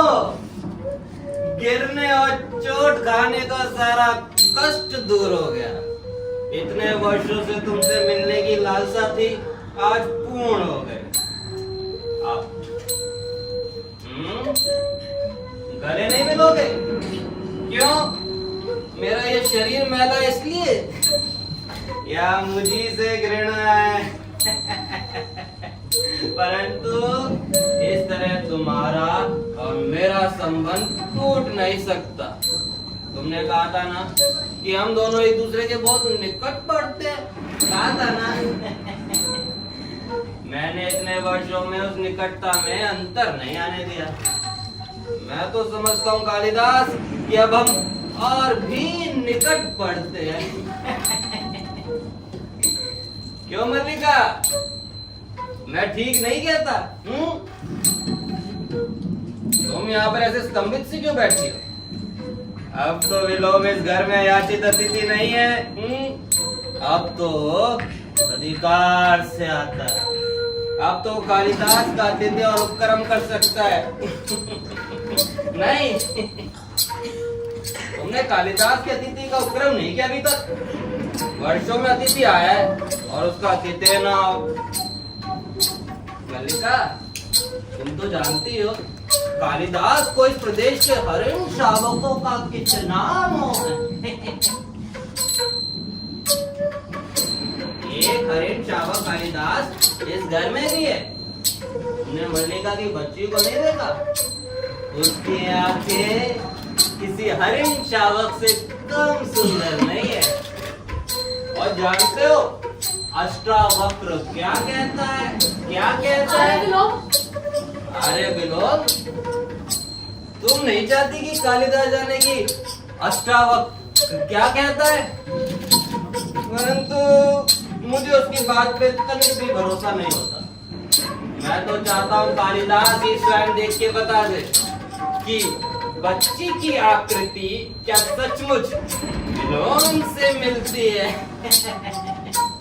कालिदास, चलो मैं दिखाता हूँ। यहाँ से चले जाओ विलोम। चला जाऊं? इस घर से ही या ग्राम प्रांतर से ही? सुना है शासन बहुत बली होता है, प्रभुता में सामर्थ्य होती है। मैं कह रहा हूँ यहाँ से चले जाओ विलोम। क्योंकि तुम लौट आए हो इसलिए? क्योंकि आज तुम्हें तुम्हारी छोड़ी भूमि अपनी प्रतीत होने लगी है। क्योंकि तुम्हारा अधिकार शाश्वत है, तुम और कोई नहीं है। परंतु कालिदास समय निर्दय नहीं है। उसने औरों को भी सत्ता दी है, उसने औरों का भी निर्माण किया है। वो धूप और नुए लिए घर की ढेरी पे रुका नहीं है। तुम्हें उसके निर्माण से भी तृष्णा होती है, क्योंकि आज जहाँ पर तुम खुद को देखना चाहते हो देख नहीं पाते, है ना? तुम भी स्तंभित से खड़े हुए। ठीक है, तुम चाहते हो कि इस समय मैं यहाँ से चला जाऊं, मैं चला जाता हूं। परंतु इसलिए नहीं कि तुम मुझे आदेश देते हो, परंतु इसलिए क्योंकि आज तुम यहाँ अतिथि हो और अतिथि की बात का मान होना चाहिए।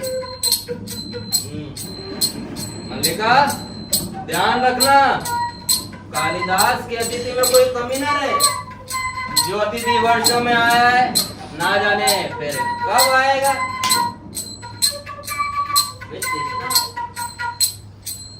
मल्लिका, अतिथि आया है ऐसा।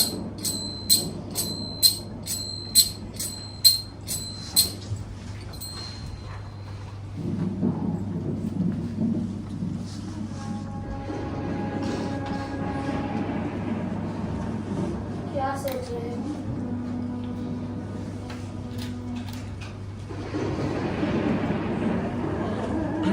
सोच रहा हूँ कि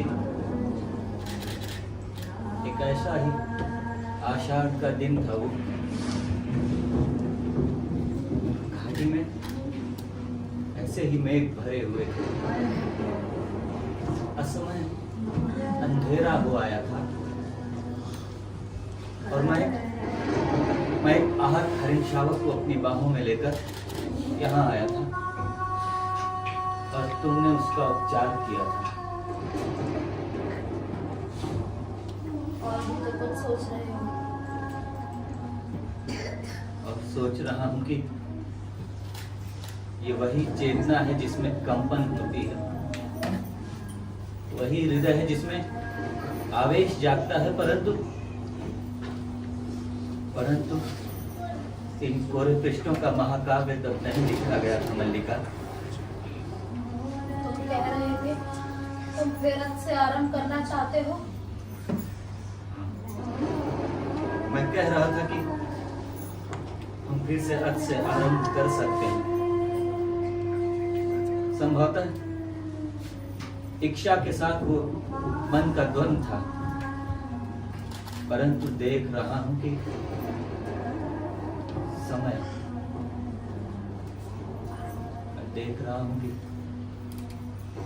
समय अधिक शक्तिशाली होता है। क्योंकि क्योंकि क्योंकि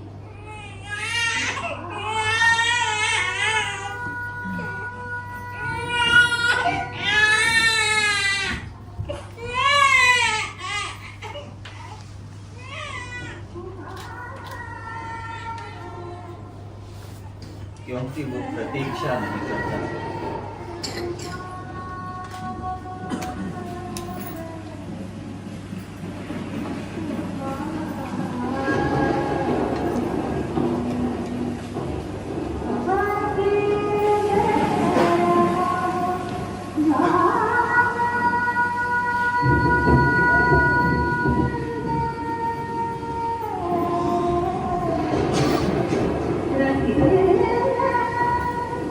कालिदास